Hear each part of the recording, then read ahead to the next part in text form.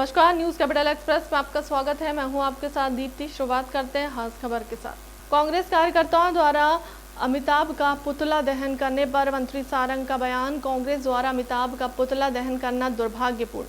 मंत्री सारंग अमिताभ अब कांग्रेस सांसद थे जो कांग्रेस को अच्छे लगते थे। मंत्री सारंग ने कहा कि सोनिया गांधी के नेतृत्व को स्वीकार नहीं किया गया, इसलिए कांग्रेस नेताओं के पेट में दर्द हो गया है। अमिताभ सिर्फ बॉलीवुड के नहीं, देश की जनता के भी हीरो हैं। मंत्री सारंग ने कहा कि शहीद कबाड़ी मामले में कांग्रेस नेताओं के आईजी से मिलने पर मंत्री सारंग ने कहा, गुंडे बदमाशों का कोई धर्म नहीं होता। गुंडे बदमाश करने वाले मध्य प्रदेश के बख्शे नहीं जाएंगे।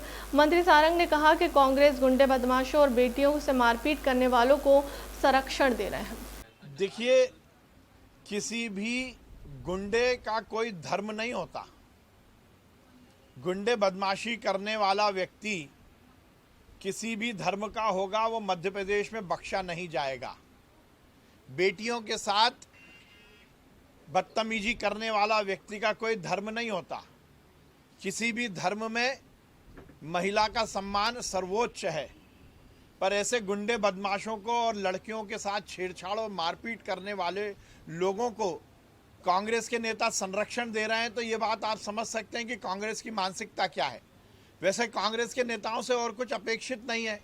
जिस कांग्रेस में सरला मिश्रा को कांग्रेस के नेताओं द्वारा सरे राह जला दिया गया हो, जिन कांग्रेस के नेताओं ने नैना साहनी को तंदूर में जला दिया हो, उनसे आप महिलाओं के सम्मान की कैसे अपेक्षा कर सकते हैं। कांग्रेस के नेता जिस गुंडे को लेकर आईजी से मिले हैं और हम पर इल्ज़ाम लगा रहे हैं, उस गुंडे ने अपने सामने, अपने घर के सामने रहने वाली एक छोटी उम्र की बेटी के साथ मारपीट की, उस घर में रहने वाली 3 महिलाओं के साथ मारपीट की, और उसके बाद यदि पुलिस कार्रवाई करती है तो कांग्रेस के नेताओं के पेट में दर्द होता है। क्या वो अराजकता का माहौल बनाना चाहते हैं? कांग्रेस के नेता समझ लें, ये भारतीय जनता पार्टी की सरकार है, इसमें कोई भी गुंडा बदमाश माफिया बख्शा नहीं जाएगा, और ऐसे लोगों को जो संरक्षण देंगे उनको ना जनता बख्शेगी ना सरकार बख्शेगी।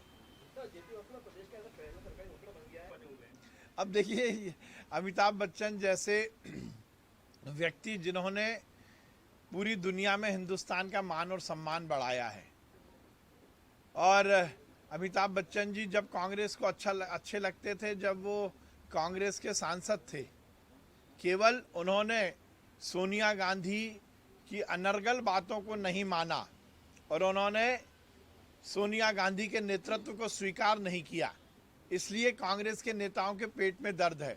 अमिताभ बच्चन जी इस देश के वो महानायक हैं जिससे इस देश की जनता ही नहीं बल्कि बाहर के लोग भी बहुत प्यार करते हैं। अमिताभ बच्चन जी ने पूरी दुनिया में हिंदुस्तान का नाम रोशन किया है।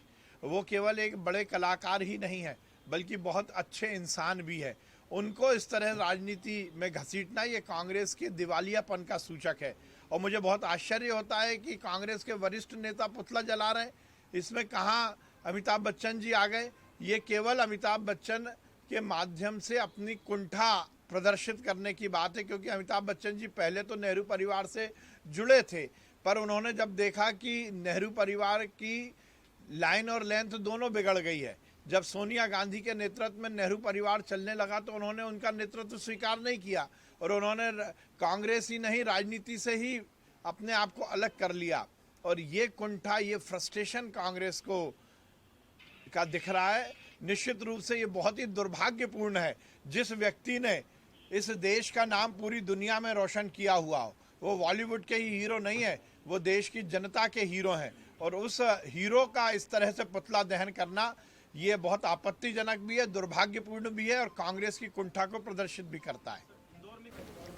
देखिए, केंद्र की सरकार नरेंद्र मोदी जी के नेतृत्व में लगातार कोरोना महामारी से जनता की जान बच सके और संक्रमण ना फैले, लोग संक्रमित ना हो, उसके लिए वैक्सीनेशन को बहुत ही साइंटिफिक तरीके से देश में लागू कर रही है। 12 साल से ज़्यादा उम्र के अब बच्चों को भी वैक्सीन लगना शुरू हो गई है, और अब ये भी निर्णय लिया जा रहा है कि जो प्रिकॉशन डोज है, बूस्टर डोज है, वो भी अब लगेगा, बच्चों को भी लगेगा। केंद्र सरकार की जो भी गाइडलाइन आएगी हम पूरी तैयारी में हैं और हम उसका अक्षरशः पालन करेंगे। हमारी सरकार लगातार शिवराज सिंह चौहान जी के नेतृत्व में बहुत ताकत के साथ हमारे मध्य प्रदेश की कानून और व्यवस्था को चुस्त दुरुस्त रख रही है। जब दिग्विजय सिंह की सरकार थी, कांग्रेस की सरकार थी, तो मध्य प्रदेश डाकुओं के नाम से जाना जाता था।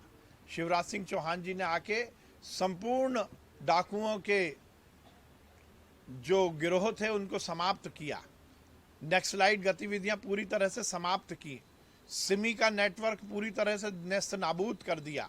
सिमी के आतंकवादियों को 1.5 घंटे के अंदर मार गिराया गया। रेप के जो आरोपी हैं उनको फास्ट ट्रैक के माध्यम से फांसी की सजा देने में मध्य प्रदेश अव्वल है। तो कानून व्यवस्था की चुस्त दुरुस्त स्थिति रखना ये हमारी कटिबद्धता भी है और ये हमारी प्राथमिकता भी है। और इसीलिए माननीय मुख्यमंत्री जी लगातार कानून व्यवस्था को चुस्त दुरुस्त रखने के लिए पुलिस अधिकारियों से बातचीत करते रहते हैं और उसी कड़ी में आज वो सभी आईजी से बात कर रहे हैं।